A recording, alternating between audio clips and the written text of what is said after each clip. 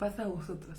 Continuamos con nuestra novena y décima porción del libro de Números. Ya estamos terminándolo.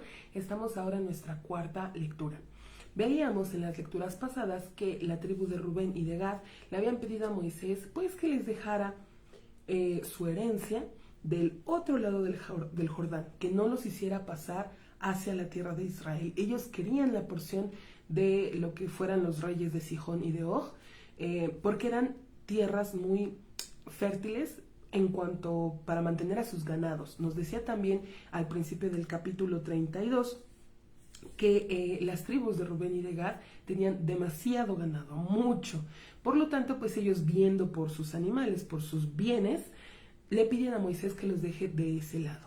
Moisés se enoja un poco y les dice: oigan, van a desanimar a el resto del pueblo de Israel porque tenemos que pasar a conquistar, tenemos que entrar en guerra. ¿Cómo no van a ir ustedes acompañándolos? Me los van a descorazonar, van a hacer que Dios se enoje y nuevamente van a causar pues que no entre ni siquiera este pueblo. A lo que responden los de Rubén y Gad: a ver, Moisés, espérate, déjanos construir corrales donde podamos resguardar a nuestros animales y también ciudades para nuestros niños. Y vamos a ir nosotros adelante, vamos a ir al frente de la batalla con el resto del pueblo. Y nos quedábamos ahí en lo que les va a responder Moisés. Nuestra cuarta lectura en el capítulo 32 a partir del verso 20. Dice así: y dijo a ellos Moisés: si habrán de hacer la cosa esta que dijeron, si habrán de armarse delante de Dios para la guerra, y cruzará para ustedes todo guerrero a el río Jordán delante de Dios, hasta haberle expulsado a sus enemigos de delante de él, de Israel. Y vamos a hacer un paréntesis: esta frase, delante de Dios, esta expresión aparece 7 veces aquí en este discurso, en este diálogo entre Moisés y los rubenitas y gaditas. Esto conforme a los 7 años que precisamente va a tomar la conquista de la tierra de Israel. Allí en el libro de Josué nos va a narrar que exactamente los rubenitas y gaditas cumplieron con su palabra y estuvieron 7 años alejados de sus familias, luchando para que el resto de sus hermanos obtuviera la tierra de Israel. Dice entonces, verso 22, y será conquistada la tierra de Israel delante de Dios, y después regresarán, y entonces estaréis limpios, sin culpa, de Dios y de Israel, y será la tierra esta para ustedes para posesión ante Dios. Pero si no hicieren así, he aquí que han de cometer un pecado contra Dios, y han de saber vuestra culpa que encontrará a ustedes. Edifiquen para ustedes ciudades para sus niños y corrales para sus rebaños, y lo que sale de sus bocas deben hacer. Moisés les dice de una manera muy sutil: ok, hagan lo que dijeron, edifiquen ciudades para sus niños primero, porque esa es la prioridad, ordenar sus prioridades, y después los establos para sus animalitos. Porque aunque tengan muchos, sus hijos son lo más importante. Ordenen sus prioridades, les dijo Moisés. Verso 25. Y dijo los hijos de Gad y los hijos de Rubén a Moisés, diciendo: tus siervos harán de acuerdo a lo que mi señor ordena. ¿Por qué dice el texto y dijo los hijos de Rubén y los hijos de Gad? En realidad debería ser plural. Pero al decir, o lo bonito de la escritura, es que al mencionarnos así, y dijo en singular, estaba dando a entender que Rubén y Gad se dieron cuenta de su error y reconocieron y dan su palabra como si fueran un solo hombre. Están comprometidísimos. Dice el verso: tus siervos harán de acuerdo a lo que mi Señor ordena. Verso 26. Nuestros niños, nuestras mujeres, nuestro ganado y todos nuestros animales permanecerán allí en las ciudades de Gilad. Decíamos, ellos se dieron cuenta de su error. Moisés a veces es necesario que alguien nos recuerde cuál es el orden de nuestras prioridades. Moisés se los recuerda y ellos lo aceptan el consejo, la reprimenda, y ahora sí ponen todas las cosas en orden. Nuestros niños, nuestras mujeres, nuestros animales. Dice Verso 27. Y tus siervos cruzarán todo hombre armado del ejército delante de Dios para la guerra, como lo que mi Señor está hablando. Y ordenó por ellos Moisés a Eleazar el sacerdote y a Josué hijo de Nun y a las cabezas de los jefes de las tribus de los hijos de Israel. Ahora Moisés les va a decir o a corroborar la palabra que han dicho los principales de Rubén y de Gad hacia Eleazar y Josué y los demás. ¿Por qué hacia ellos? Porque recuerde que Moisés, ya nuestro Dios le había avisado que él no iba a pasar a la tierra. Por lo tanto, los líderes ahora que iban a estar con el pueblo, que iban a cruzar con el pueblo el Jordán, iban a ser pues Eleazar el sumo sacerdote y Josué, que ahora iba a tomar el lugar de Moisés. Dice entonces, verso 29, y dijo Moisés a ellos: si es que cruzaren los hijos de Gad y los hijos de Rubén con ustedes a el Jordán, todo soldado armado para la guerra delante de Dios, y será conquistada la tierra ante ustedes. Entonces otorgarán a ellos a la tierra de Gilad por posesión, pero si no cruzaren armados con ustedes, y entonces tomarán posesión entre ustedes en la tierra de Canaán.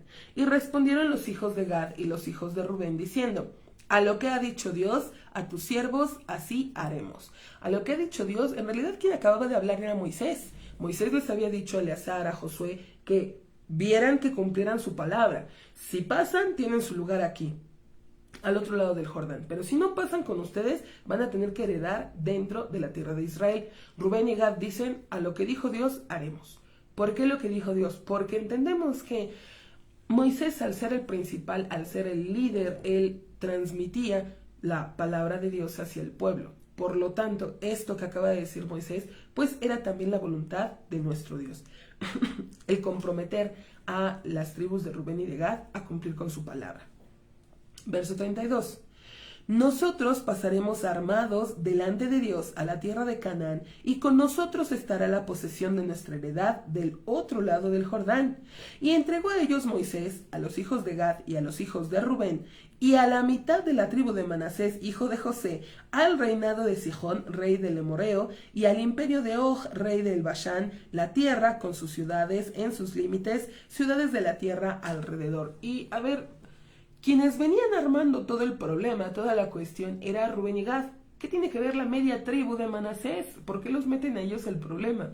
Bueno, lo cierto es que la tribu de Manasés era también bastante grande, bastante extensa, y pues para que hubiera buen territorio, pues dice que la mitad de Manasés se queda aquí y la otra mitad se va a quedar del otro lado del Jordán, mitad fuera de la tierra de Israel y mitad dentro. Esta es una explicación, que era demasiada gente de la tribu de Manasés, por lo tanto los divide. Otra explicación es Moisés preocupado de que van a estar alejados, decíamos, Gad y Rubén van a estar fuera de la tierra de Israel, digamos, alejados de la santidad de la tierra, del templo sagrado, van a estar aparte, pues para que no se pierdan, pone a uno de los descendientes de José. José, recordamos que amaba a la tierra de Israel a tal grado que cuando va a fallecer hace prometer a sus hermanos que van a sacar sus huesos de Egipto y los van a llevar hacia la tierra de Israel. Entonces Moisés, tratando de contagiar a Rubén y a Gad de ese amor que tenía José de la tierra de Israel, pues también les pone a la media tribu de Manasés. Ahora, otra explicación. Hay varias explicaciones. Recuerde que lo bonito de la palabra de nuestro Dios es que es viva. Una palabra viva no es como un cuento que ya te sabes el principio y el final y no aprendiste nada. No, lo bonito de la palabra de nuestro Dios es que nos va enseñando y vamos tomando explicaciones y vamos tomando enseñanzas de acuerdo a lo que necesitamos, a nuestra experiencia, a nuestra vida, a nuestro momento que nos rodea, y tomamos varias explicaciones. Entre ellas, si usted recordará, cuando leíamos allá en Génesis, cuando José, que era virrey de Egipto, mandó poner su copa dentro del costal de Benjamín, y pues acusan a Benjamín de ladrón, los hermanos de José se rasgan su ropa, se separan, la dividen su ropa en señal de dolor. José hizo esto o causó que sus hermanos rasgaran su ropa. Por lo tanto, una de sus tribus, que por eso lo enfatiza, de Manasés, hijo de José, una de sus tribus también fue rasgada o dividida. Esto sería como medida por medida. tenemos varias explicaciones de por qué entonces queda la media tribu de Manasés del otro lado del Jordán. Dice entonces, les entrega las tierras de Sihón y de Og. Verso 34. Y construyeron los hijos de Gad a Dibón y a Atarot y a Aroer y a Atrot Shofán y a Yasher y a Gobbeha y a la casa de Nimra y a la casa de Arán, ciudades fortificadas y corrales para ganado ovino. Nuevamente, ya tienen bien claro sus prioridades. Y los hijos de Rubén construyeron a Heshbón y a Elalé y a Kiriataim y a Nebo y a Baalmeón, cambiados de nombre, y a Simma, y llamaron con nuevos nombres a los nombres de las ciudades que construyeron. ¿Por qué era necesario que les hicieran un cambio de nombre? Acabamos de leer una, la que más nos salta es Baalmeón. Usted sabe, y yo sabemos, que Baal era los nombres de las idolatrías. Por lo tanto, entendemos que las ciudades que acababan de conquistar, pues tenían nombres idolátricos. ¿Cómo ibas a vivir en una ciudad que tiene el nombre de una idolatría? Por lo tanto, los de Rubén nos está diciendo que hicieron cambios a los nombres de las ciudades.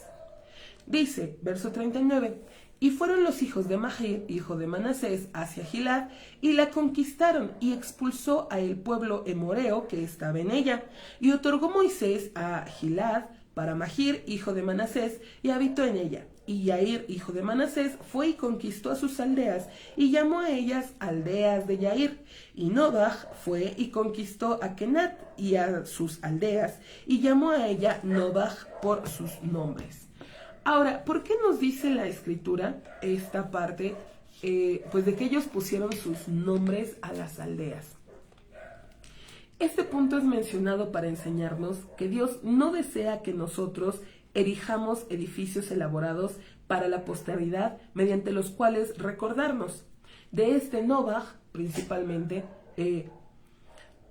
esperaba que su nombre sería recordado a través de sus ciudades, pero el nombre de Nobaj no perduró. Fuera de este lugar no hay otro donde se nos mencionen las ciudades de Nobaj o que se haga más énfasis. Decíamos al principio, la preocupación de las tribus de Gad y de Manasés, de Rubén y de Gad, era sus bienes, el tener una herencia. Pero leíamos en Proverbios, no por tener primero la herencia quiere decir que el final va a ser algo bueno. Decíamos entonces, esta parte está escrita aquí para enseñarnos que no por medio de edificios, de construcciones, se va a perdurar nuestro nombre. Nuestro nombre perdura por medio de nuestro estudio y las acciones o las leyes que hacemos en nuestra vida, que cumplimos con nuestro día a día. Hasta aquí concluye nuestra porción, las tribus.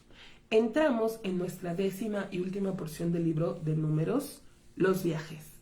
En el capítulo 33, este capítulo nos va a dar un resumen de la ruta completa a través de la cual los hijos de Israel pasaron desde la salida al éxodo por el desierto, hasta el punto en el cual los hijos de Israel estaban por atravesar el río Jordán para entrar en la tierra prometida.